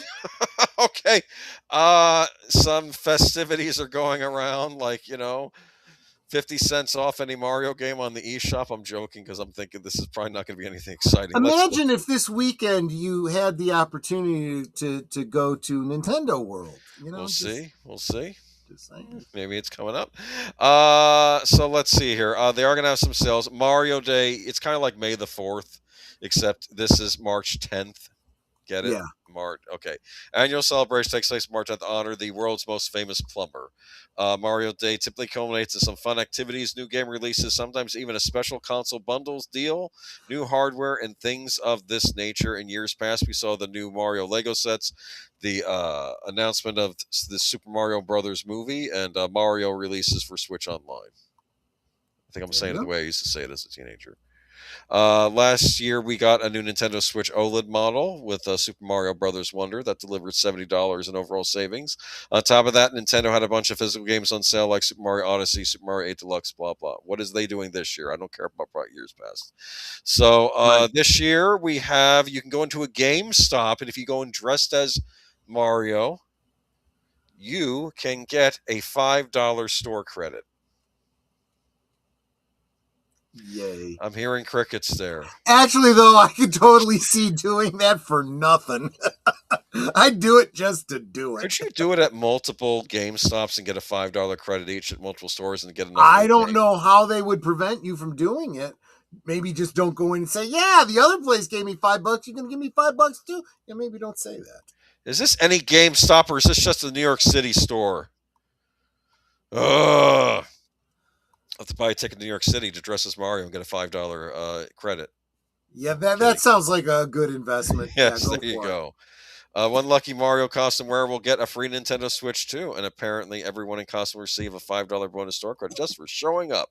In honor of Mario Day, we're attempting to break the world record, largest gathering of people dressed as Mario. This is only in New York City. Yeah. Okay, they're going to have some sales going on too this week. Well, in New York City right now, they need something because, the people are literally fleeing that state right now. So yeah, so here we go. Moving on to Jessica says this looks like a fun game in the Mega Man series. Yeah, we just covered that. Yeah, it does look fun. Yeah, Resident Evil Requiem. I'm not going to spend too much time on this except for the fact that it is selling like gangbusters. This is the big Capcom release this year so far, at least. Have you played it, or do you know anything about it personally? Not played it. I did watch the trailer for it. I love the trailer because the lead actor in it, she's some girl that's like a file clerk at the FBI or I don't know. She has like a messy desk, and the boss calls her into the office. I know that this is the abandoned hotel where your mother was brutally murdered in, but I think your best bet to get over. I think you need to headline this case and go investigate on your own and go there. And I'm thinking only in Japan would they think this is what we do in the United States. For starters, we wouldn't put her Actually, on a no. case. I could totally see that happening in the United States because people don't give a damn. Next thing I see is her in the place, and I think she's hanging upside down, and there's something nasty. I'm just like, and apparently she suffers from anxiety issues and things like that, probably because her mother was brutally murdered. Or maybe because he's hanging upside down and about to be killed. That would cause some anxiety. Yeah, but it's doing very well though. Sold 5 million copies in just 5 days. Another hit for publisher Capcom. This morning, press release stated the company's The Resident Evil blockbuster had already passed the sales milestone following a hugely successful launch this weekend. Requiem's launch appears to be the biggest in recent franchise history, hitting 5 million sales faster than Resident Evil Village and the remakes of 2 and 4. Doing very well. Yeah. And there's not even a hot vampire chick that Yeah. that was in Resident Evil Village. Apparently, they didn't intend for this creature to become like a sex symbol, but I think it's because it came out during the pandemic and men were held up in their houses too long. They were like, she's kind of hot. Are you talking about the one? What was it? She's wearing like a southern hat or something, like the old school Victorian, like early 20th century hat. Yes. And she's very tall. Yes. It ran into a whole bunch of kinks yes. that are apparently very popular. That Capcom was probably unaware of when they made the character, or maybe not. No, maybe not. Let's not give them too much benefit of the doubt here. Anyway, this is the follow-up to that game. So this one apparently I think takes place in an abandoned hotel, which I would not want to go into, say for anything. These are horrible locations in these games that I wouldn't want to touch with a 10-foot pole, but looks fun. Yeah, if I ever get a system that can run it, I might try it out someday. Because right now I'm still stuck unfortunately, if this stuff was for PC, you wouldn't have any problem. Yeah, we'll see. Is it on Mac? Anyway. Is it on Mac? I don't know. I almost felt like do they make games for Mac? I think Mac is just for AI. And I blame Steve Jobs for that. He was, it's not for games. Okay, thanks, Steve. But since I was mainly a Nintendo console player at that point anyway, it didn't matter to me. All right, moving on. I think they're saying, are there actually 30 weeks in a year? I didn't even think about looking that up. You can ask Alexa. I don't know how many weeks are in a year. 52. Yeah, 52 weeks. Okay, so there is enough. Okay, they could dominate, man, with 30. 525,600 minutes. Okay, there you go.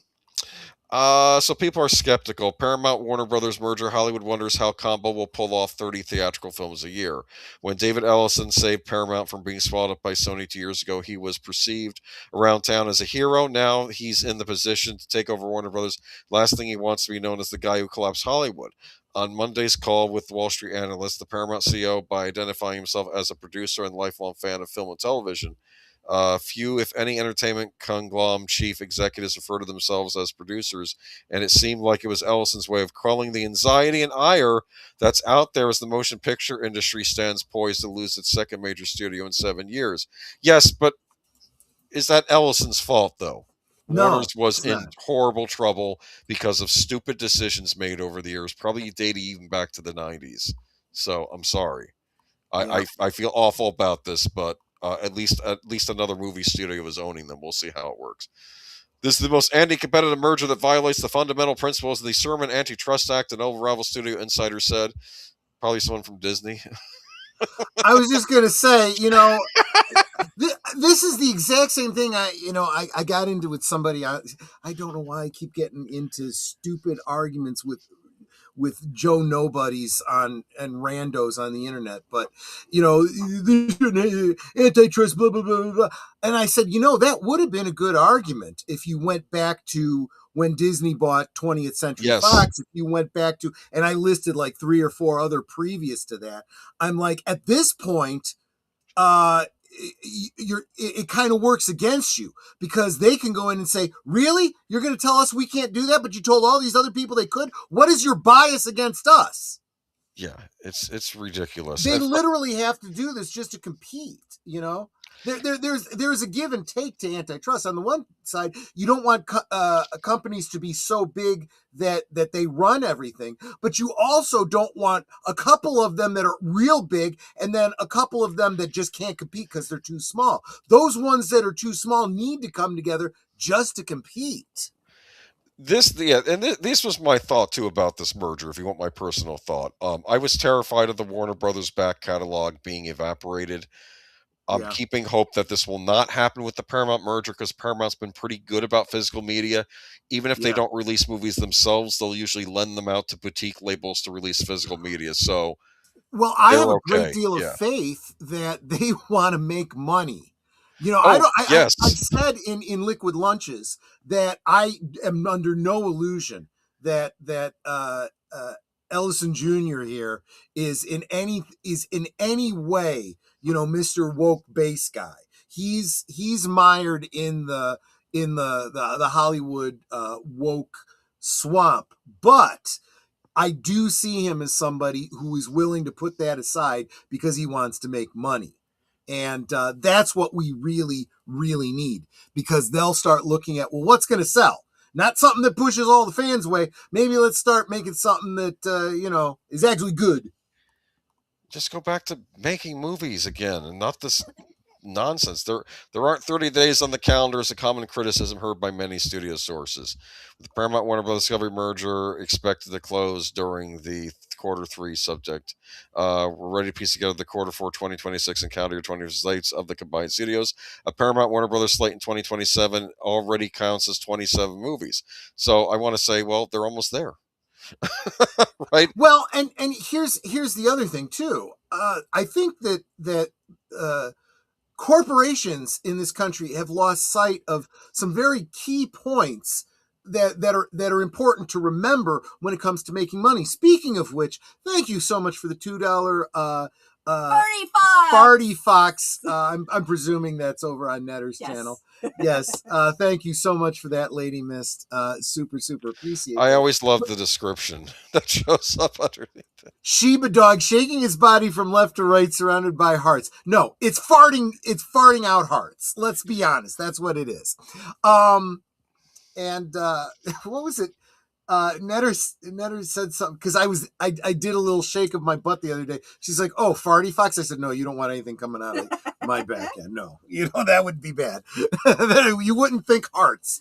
But these companies are losing track of the fact that they exist to make money, and the best way to make money is not by being namby-pamby and you know, safe. You make money by taking risks. And I really do think the Ellisons realize that, because look at this. Look at the money they're putting they're out. also talking about putting out comedies, which I think is long overdue, and they just need to be good comedies. As a matter of fact, I just saw that WDW Pro, just before we went live, put out a video talking about how it looks like Hollywood is getting back to doing comedy again. And by comedy, we mean real comedy, not afraid to offend. Yeah. I mean, come on, we're living in a ridiculous decade. There's a lot to make fun of right now, and, you know, all over the place. So just, I don't know. He was basically saying, though, and another quote of his, though, was, well, when I say 30, I'm thinking 15 from Paramount, 15 from Warner Brothers. Because they're running two studios now, basically. I mean, I know it's... Right. I don't know. David Zaslav sells $114 million worth of Warner Brothers Discovery stocks after WD clinches Paramount Skydance. I hate to, well, I don't hate to toot my own horn. I love to toot my own horn. Don't anybody clip that. But the fact is that this was never about what was best for Warner Brothers. It was never about what was best for Hollywood or anyone else. It was always about what was best for David Zaslav. He went in looking to make money for himself. It was very clear, and it almost really blew up in his face when he got called on it. But anyway, you should go ahead. I'll get more into it. Sure. David Zaslav, president and CEO of Warner Brothers Discovery, filed to sell just over $114 million worth of stock in the company. His sale of the shares come less than a week after the Warner Brothers Discovery clinched a deal to sell itself to Paramount Skydance for $31 a share after Netflix walked away from its deal with Warner Brothers. Zaslav is selling 4,149 shares of Warner Brothers Discovery stock with an aggregate market value of $114,118,256, and I assume change, per SEC filing from the company Tuesday. Mm-hmm. The data stock sale was listed March 3rd. He's taken the money and run. That's basically what I'm saying here. Okay, I don't. This is what he did it for. This was not about, you know, I mean, I think maybe Warner Brothers may end up being healthier, but he was there just to how how fat can we get this pig to sell it for as much as we can and just sell it to market? I think that's what all this stuff like the Harry Potter series and the Gunverse, I think this is all to prop it up like this stuff is worth a lot more than it is. But to be fair, though, I suspect Paramount's going to end up getting the better end of this deal because I suspect that Warner Brothers owns a lot of stuff that they can mine. So we'll see. Yep. Any thoughts, though? No. I do get that. I agree with the idea that it would have been better if this was not happening at all. Yes. If we could keep studios separate. However, this is the reality of the business. But I've been thinking about this. I want everyone to understand that none of these things happens in isolation. This is one of the reasons why, again, we try not to talk a lot about politics, but unfortunately, politics and world events directly impact just about every area of life. So you got to be mindful of them. This whole little dust up that's going on overseas right now. Remember, part of Paramount's financing was coming from countries overseas. Oh, and yes, they may very well decide, you know what? We're not sure we trust the United States. Maybe let's not do this thing. So, and if they pull out, then this deal falls through.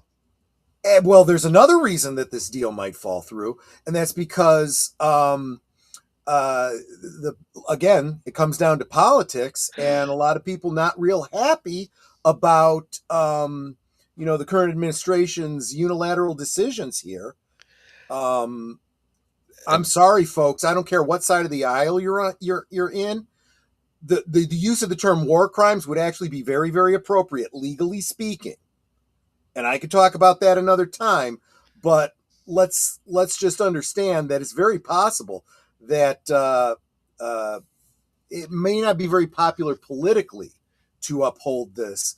The antitrust side might have their hand forced here. So I don't know what's going to happen, but these are things that if you were a betting person, and if you're a stock market speculator, you absolutely are, pay attention to these things and make your own decisions. Oh my goodness. Is that, and to bring this back to what Zaslav is doing here, he's figuring this is as good as it's going to get, dump the stock and get out. I actually hadn't thought it through that far, Boomer, but you're right. You're absolutely especially right. If the other bidders that were teaming up with Paramount pull out because they don't like the shenanigans going on. Oh, wow. Okay. Well, what a mess.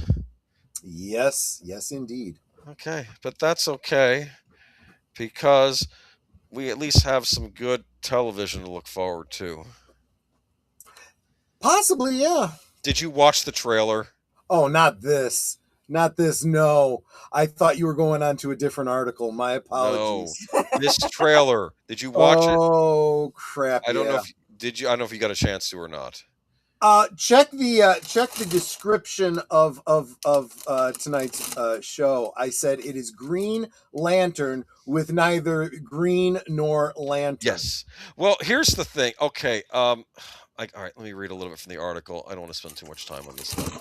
Okay, I mean too much time on the article because I've a rant. The Green Lanterns are ready for action in the new DC universe. Really? Are they? What kind of action are they ready for? Because it's not the kind of action you expect from a superhero show. HBO unveiled the first trailer for DC Studios' Lantern, set to premiere in August. Lantern centers around Hal Jordan, Kyle Chandler, and new recruit John Stewart as they investigate a murder in Nebraska.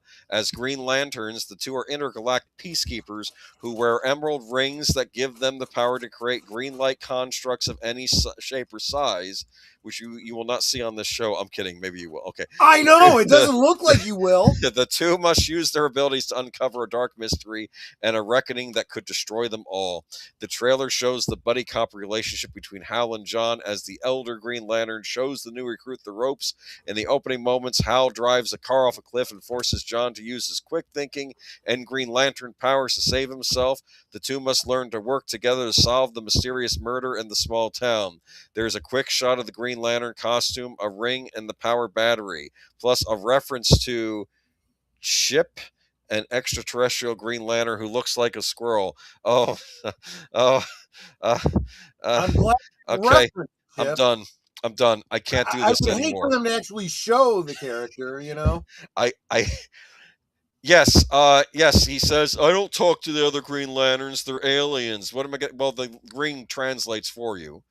Right. But even still, yeah, here's what I think of this show. I think Jon Stewart, oddly enough, is acting like Jon Stewart. He looks like Jon Stewart. He's acting Mhm. like Jon Stewart. He's just stuck in this horrible series. For some reason, I guess the ring gets passed down, or he's not allowed to wear the ring, which doesn't make any sense. Because if you're training someone how to be a Green Lantern, he should be having the ring on at all times to, do do the ring stuff, right?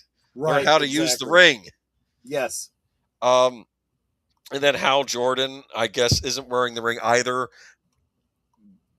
but he has a costume in his closet because, of course, the Green Lantern wears a costume. He doesn't make the costume out of the ring, which is what I thought he did.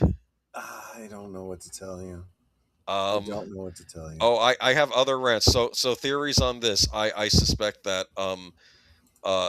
James Gunn will later on say, "Oh, this was always an Elseworlds project. It was never going to be part of the proper DCU." I don't know. That is always the potential fallback position for them. That is true.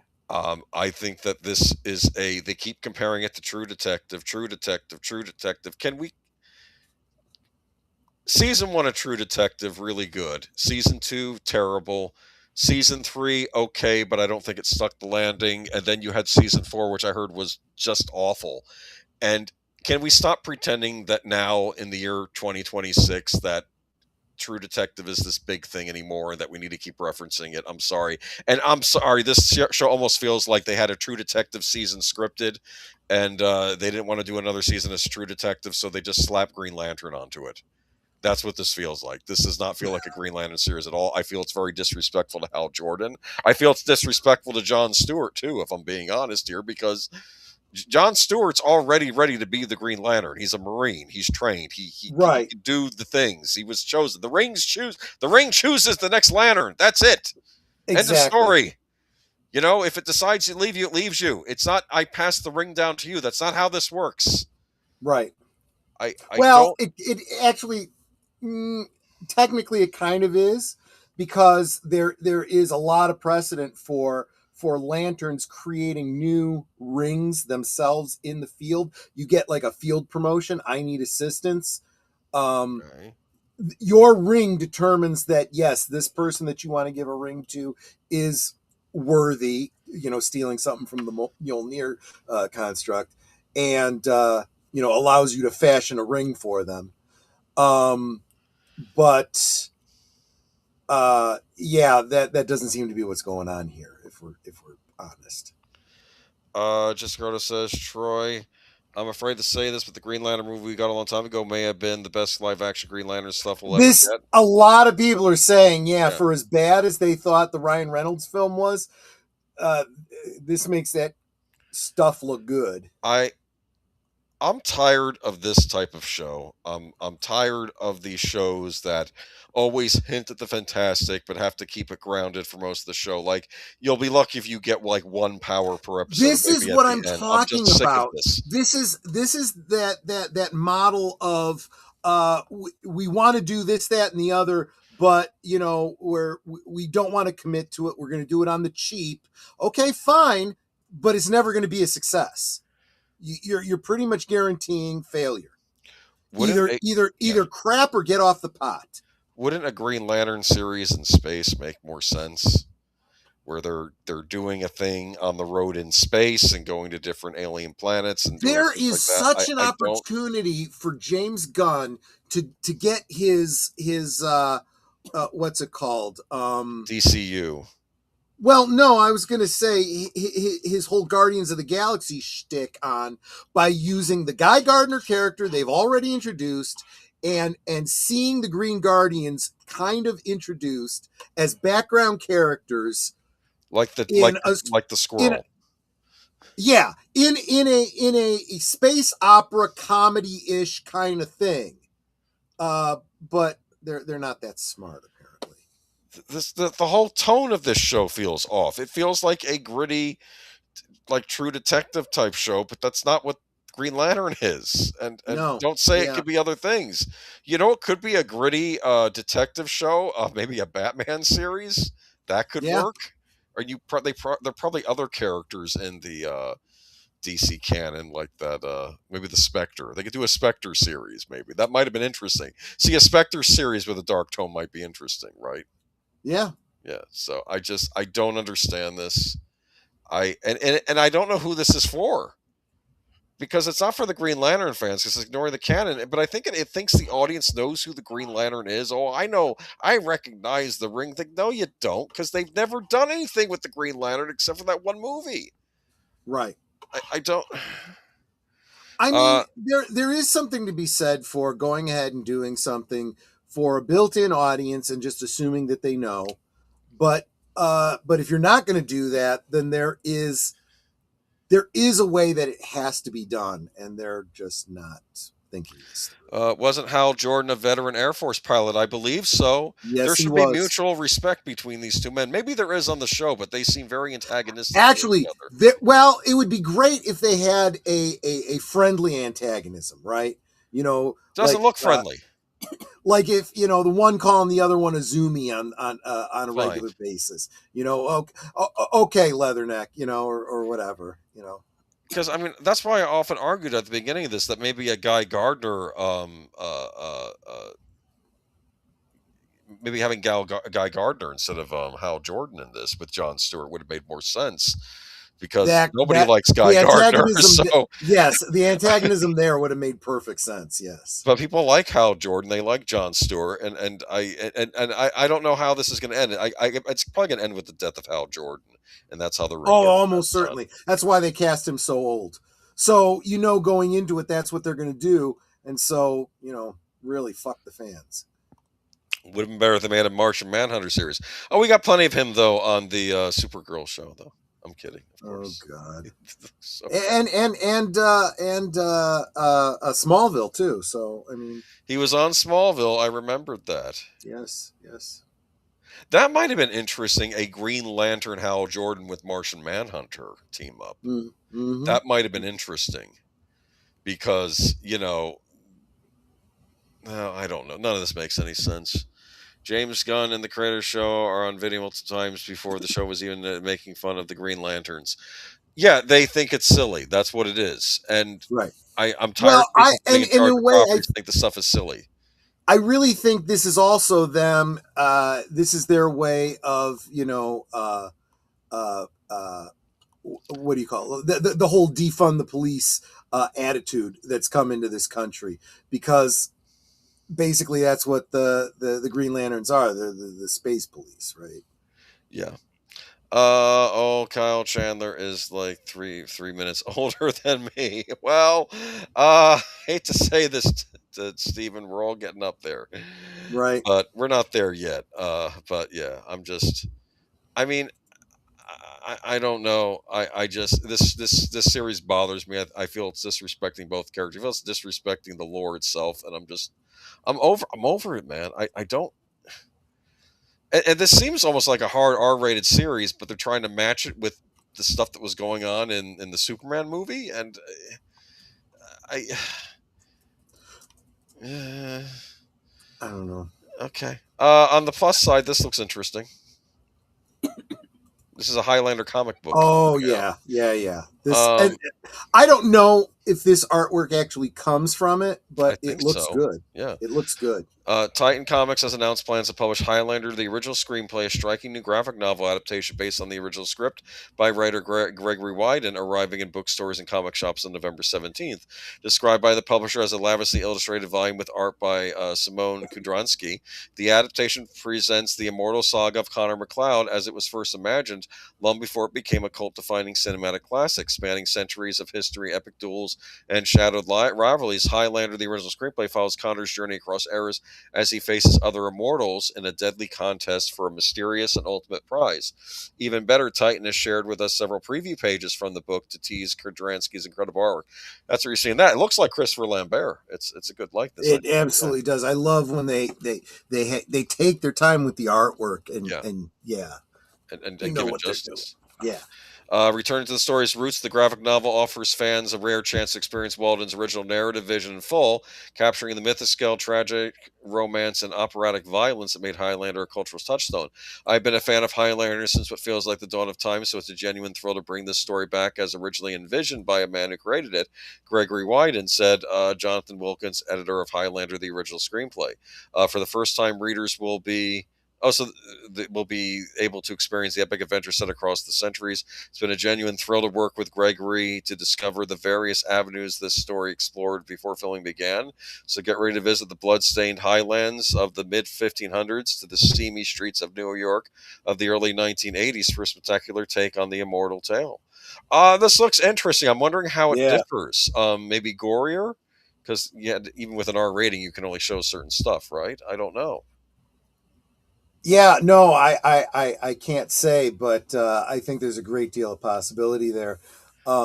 Yeah, maybe there are some elements that we'll get that we didn't get originally. We'll have to wait and see. Looks interesting. Yeah. Yeah.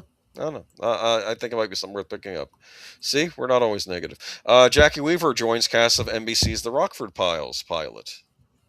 Yeah, I had mentioned when we originally brought up the fact that they were, I hate to use the term rebooting, but whatever you want to call it, the Rockford Files. When I saw their initial casting, I was like, okay, wait a minute now. This may not actually be all that bad. Well, believe it or not, I'm not even against the idea of remakes or reboots because Hollywood has been doing that since the old days. The only reason we True. complain about it now is because often remakes are worse than the films they're based on. Whereas they should Right. probably complement the films they're based on, not, go ahead. Well, and again, it's like I was saying, in order to homage, pastiche, whatever, something, you've got to love it first. And if you do go into something like this, loving the project that you're working on, you have every potential for it to be a success. And I have said this before. I have seen remakes and I have seen reboots that were very good, that do the kind of updating you want to see in it. Yeah. I used Battlestar Galactica as a, in quotes, remake that at least mostly right up to the end, I really loved. Even the end wasn't terrible. I just think it was a little rushed, a little sloppy, but by and large, really, really good. And for just one example of a reboot in the form of a late sequel, Ghostbusters Afterlife. I would even say Twin Peaks: The Return. I mean, there's been a lot of them that reboot by just doing a sequel that is time appropriate. Yeah. So like TNG. Yeah, that's actually a great example too. And it had a rough start. They needed to put a little polish on it. After Michael Kuhn and Rich Sternbach were like, the canon isn't quite right. Let's take an opportunity to really nail this down. And they did. Yeah. Like when finally you realize that Worf is kind of from a disgraced family. That's kind of why he's in the Federation, because there was no explanation previously, and they just you kind of figured out as you go. Look, that's some great story. That made his character a lot more interesting, because think about it, he's keeping this secret because he doesn't want the Empire to fall in a civil war, but he's also angry because of on the face he's been dishonored. He knows he has honor, but it's throughout how it looks to the rest of the Empire, and it's about him trying to come back from that. But anyway, as far as the Rocker Files goes, Jackie Weaver from Clipped has joined the cast of NBC's The Rocker Files pilot, working alongside David Boreanaz and Michaela McManus. The project is a contemporary update on the classic series of the same name. Newly paroled after doing time for a crime he didn't commit, James Rockford returns to his life as a private investigator, using his charm and wit to solve cases around Los Angeles. Weaver will play Rockford's longtime trailer park neighbor. She's a tough, outspoken activist and think tank analyst. So, okay. I mean, yeah, the more I hear about this, the more I'm keep my fingers crossed. This might be something special. We'll see. But apparently, Weaver is an Australian theater, film, and TV actress working for more than 50 years. She is best known outside Australia for her performance in Animal Kingdom, which she was nominated for the 2011 Academy Award for Best Supporting Actress. So, okay. So good Oh, for her. absolutely, definite potential. Yeah, I didn't see any. I couldn't find a negative here. Yes. This I'm not saying this. This is necessarily proof positive. This is going to be awesome, but no reason to think it won't be pretty decent. And again, network television. Not a lot of that happening these days. James Garner's wife has blocked me on Twitter. I'm sorry to hear that. You never even interacted with her. I don't. I'll tell you exactly why. It's because you were probably following someone that she blocked, and it happens to a lot of us. You end up in these block chains where the friend of my enemy is therefore my enemy, and even though I don't know you, I'm gonna block you. Yeah, but here's the thing: just because you're following someone, that doesn't necessarily make you their friend. You could be following someone who has opinions you don't agree with, but you're curious as to what they are. I never understand this. We're all children now. It's ridiculous. Yeah, it's because people really honestly want to live in their bubbles, and definitely don't ever challenge my thoughts and opinions, because blah blah blah blah blah. I don't hear you. I don't hear you. I may follow someone. I may follow someone because I agree with their position on a certain issue, but I don't agree with their position on other issues. That's the weird Yeah. thing, It's not all or nothing. It's people are varied in their. Well, it's weird to anyone who doesn't understand intellectual honesty. And of course, we tie this into our good old days from tonight. Yeah, this is interesting. The iconic, Not necessarily for the owner of the house. I'll get to that in a second. the iconic house from the Brady Bunch is now an official historic landmark in Los Angeles. Well, look at that. I mean, I guess it kind of is a historical landmark at this point, but it's an unassuming mid-century house in Los Angeles featuring tan siding, stonework, and blue double doors. But for fans of the Brady Bunch, it's an icon. The home's exterior is frequently featured on the family sitcom, which aired from 1969 to 1974. Now the house is an official LA landmark. On March 4th, the LA City Council voted unanimously to add the house to the city's list of historic cultural monuments. Designating the Brady Bunch house as a historic cultural monument allows Angelenos to preserve the cultural significance of the entertainment classic and revisit the iconic aesthetic of the 1970s California living, said Vince Bertoni, the city's planning director, in a statement to USA Today's Michelle Del Rey. Located on Dilling Street in LA's city neighborhood. The house was designed by architect Harry M. Londelis and built in 1959. The Brady Bunch premiered 10 years later, introducing the world to Mike, a father of 3 sons, Carol, a mother of 3 daughters, and their housekeeper Alice. The theme song sums up the show's premise. Till the one day when the lady met this fellow, and they knew that it was much more than a hunch, that this group must somehow form a family. That's the way we all became the Brady Bunch. The Brady Bunch's house is a physical representation of a TV show that exemplified. Wait, pause right there. Yes. I did want to point out that there was a difference in the opening lines between the first and second season. The original opening song was sung in third person, so it's the way they became the Brady Bunch. And then second season, the kids started singing it, and therefore sang the way we became the Brady Bunch. Just wanted to share that. I didn't mention it in the opening segment. Well, no, I mean that's important to know, actually. Yeah. Mm-hmm. So let me see. The Brady Bunch pilot showed a different home as the Brady exterior, beginning with the second episode. The Dilling Street location serves as the family's residence. However, all of the show's interior shots were filmed in a studio. The Dilling Street's house interior bore no resemblance to the Brady Bunch sets. That is until 2018, when HGTV purchased the house for $3.5 million and performed a massive renovation. The network produced a 4-part miniseries called "A Very Brady Renovation." It featured grown-up Brady Bunch cast members demolishing the home's interior, which Drew and Jonathan Scott, the hosts of The Property Brothers, then helped refurbish. By the show's conclusion, the structure matched the home seen on television inside and out. HGTV took a loss when it sold the house in 2023, reports the Los Angeles Times, Ian Fleming. Enthusiast Tia Trana and her husband Chris Elbrecht the former chief executive of HBO, paid $3.2 million for the home and its Brady-themed furnishing. She wanted the house for its cultural significance, and she told People's Lizzie Rosenberg in 2023 it wasn't exactly livable. None of the appliance works, says Trahan. The range doesn't work, the stove doesn't work, the oven doesn't work, nothing is functioning, it's all decorative. In November, Trahan and her husband opened the house for a limited number of tours, which cost $275. She also submitted an application to LA Department of City Planning to designate the house as a historical cultural landmark. So at least in this case, it's people that own the house that submitted the house, so it's not the government doing eminent domain. Yeah, that's because that's where it becomes a problem, Yes. because once that happens, you lose all rights to make most of your rights. If you want to do anything with the house, it has to be approved by the historical committee or whatever.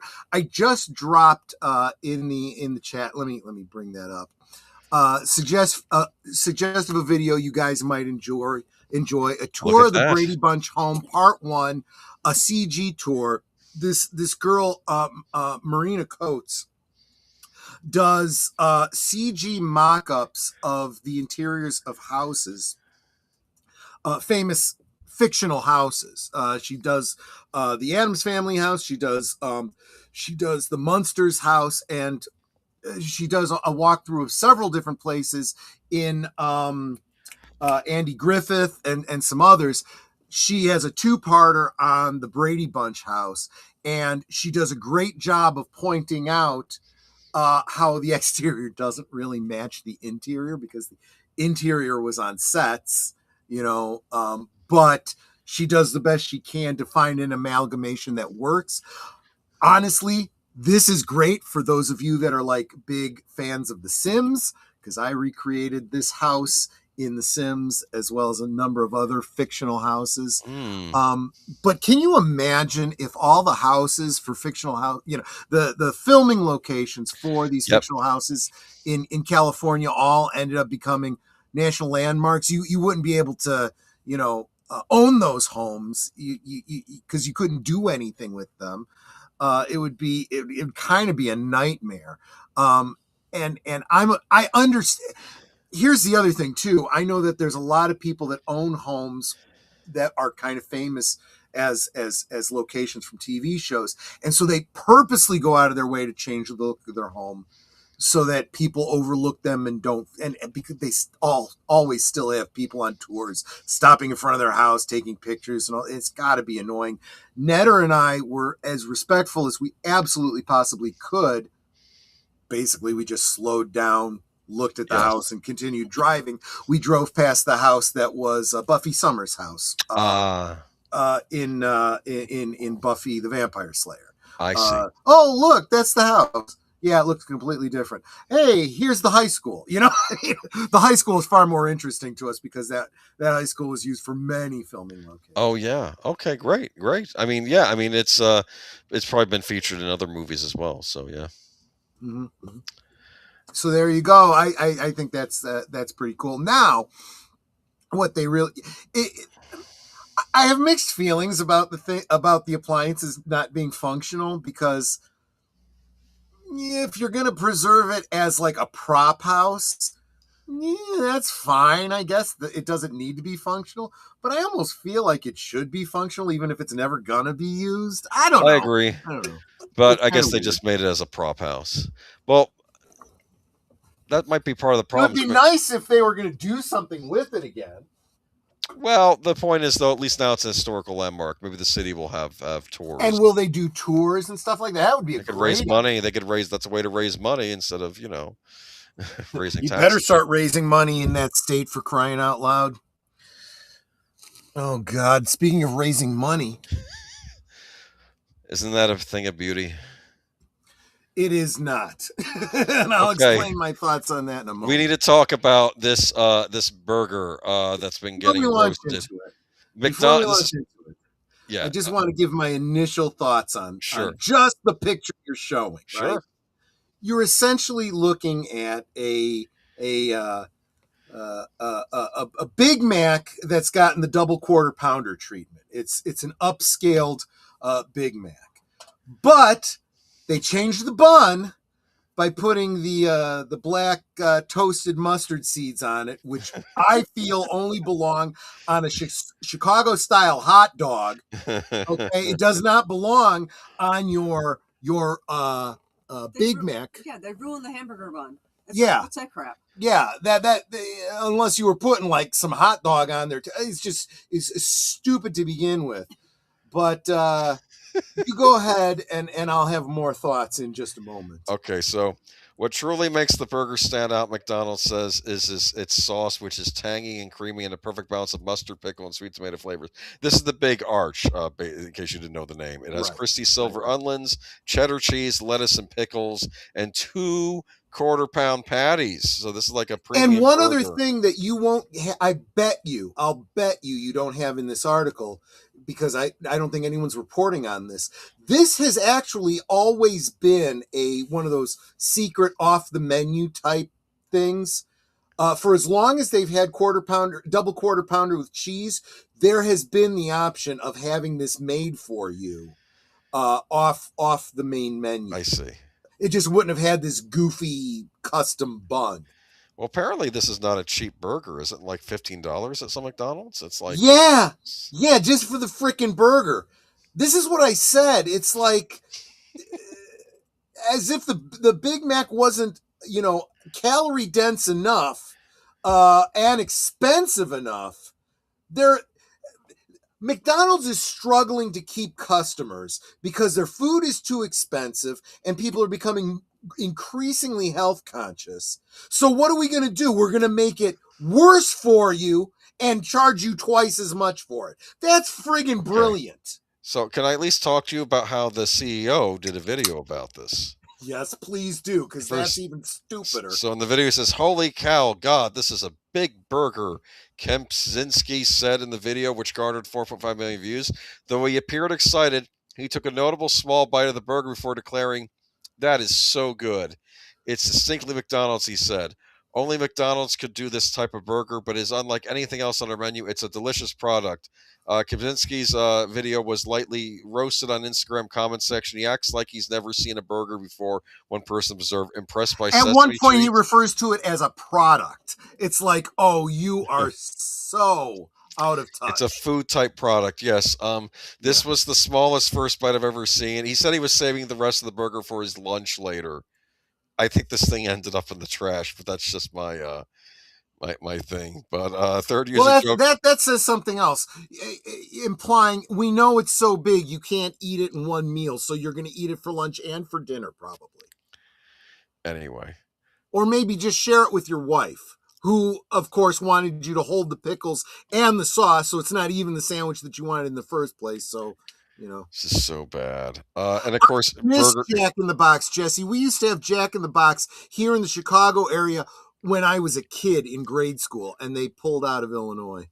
I don't blame them. They were probably smarter to do that. But. I think I've seen them in Texas when I visited Texas. They had them out there. Mm-hmm, mm-hmm. McDonald's and Burger King beef over CEO's viral videos. Yes, the CEO of Burger King put out his own video regarding the Whopper. And McDonald's and Burger King have a major beef, and not the kind sold in the restaurants. The food fight started last month when McDonald's CEO Chris Kempczynski posted a video of himself eating fast food giant's new Big Arch burger on social media. The video was to promote the new product, which was released on Tuesday. "That's a big bite for a Big Arch," Kempczynski said, holding the burger with a negligible bite mark. This is so bad. This almost feels dystopian. He's acting like he's afraid of it, says social media. I'm afraid of it. And just to call it a product, one user wrote, "It feels incredibly alien. Makes me second guess eating at McDonald's." But Burger King's comment was but an Instagram account belonging to the Caremaker Mini Cooper also weighed in. "Gonna start test driving our cars 1 meter at a time." Oh, that's bad. And then, so let's see. Burger King's comment, which received 71,000 likes, was brief. "We couldn't finish it either." Oh, that's so bad. Then on Tuesday, the day the Big Arch released, Burger King posted a video of its president, Tom Curtis, eating a signature Whopper cheeseburger on Instagram. "Thought we'd replay this," Burger King wrote in the caption. Fast food behemoth denied that the video was related to the spat. We confirmed the video was not created in reaction to anything. Yeah, sure it wasn't. It shows the CEO taking a big bite of his burger. And you know what he says? The only thing this needs right now, I need a napkin to wipe my mouth, because it's that good. He was basically, it looks like he's enjoying his hamburger that was freshly made for him, whereas this guy's not wanting to touch it. So I'm over it, man. You're making a joke how you'd have to put a second mortgage on the house to afford this burger. Honestly, folks, if you want a double Big Mac, just make it yourself. In fact, if you want a Big Mac, just make it yourself. It's not that difficult. If you just think about it, you could probably figure out how to do it yourself. But what if about you know the how to cook? sauce? If you don't, there's YouTube's. It's Thousand Island dressing. What? Yes, it always was. Oh, you're killing me here. I never knew. I'm joking. Big secret. And what is Thousand Island dressing? That's an answer for Thousand Island dressing is ketchup, mayonnaise, and pickle relish. It was made in the Navy. Did you know that? I do not doubt that. That makes absolutely perfect sense. Yes. All right. That wraps up the stories for tonight. I know we got to wrap it up now because I think we have a reserved seats going on. Is that right? So. It's behind the curtain. Behind the curtain. Okay. But this was good. So you will not be stopping by McDonald's for a big arch, but there are many interesting eateries around in Orlando, including the actual Universal Studios. So I have not been able to bring myself to go to buy anything from McDonald's in a long time. It's just not worth it to me. The French fries aren't as good as they used to be. No, they're not. All right, so just a quick recap, though. Tonight you'll be having Doctor Who at what time? In an hour? Well, yeah. I mean, my understanding is you get over to deleted scenes after this, and then when he's done there, come back for Doctor Who. We're starting the first of 3 parts of the Keys of Marinus. Excellent. So that rings a bell. Yeah. It was really. They were really starting to dive into the sci-fi element of it. They were kind of. I really feel like at this point they were like, okay, we just did this Marco Polo thing. Forget this historic stuff. Let's just have some fun with it. Dive into the sci-fi. Yeah. And then tomorrow night we have Monday Night of the Movies, right? Yes, we do. In honor of Bruce Campbell, who's having some health struggles, we are going to be rewatching the original. What's it called? Evil Dead. Evil Dead. Thank you. That's that's a classic. To think of. Yeah. All right. Well, that'll be fun. Just want to say goodbye, y'all. Do either you want to say goodbye before we hit the hay? Well, I want to say how awesome and Osmo everybody is here. And thank you all for being here tonight. Thank you again, Lady Miss, for my farty fox. Because I love my farty fox. There you go. And I just remember something. Today is March 8th. It is my 5th year work anniversary. Happy anniversary. Happy anniversary. I've been with my company for 5 years. See if anyone tomorrow remembers. Actually, my boss already sent me a Teams message letting me saying that. That's sweet. Cool. But that also means I get an extra week of vacation. There you go. Great. Good for you. All right. Well, I hope all y'all have a good week, and we'll see you next time. And tune in throughout the week. You'll see me and Troy on various other streams. Catch you later. There you go. Take it easy, guys.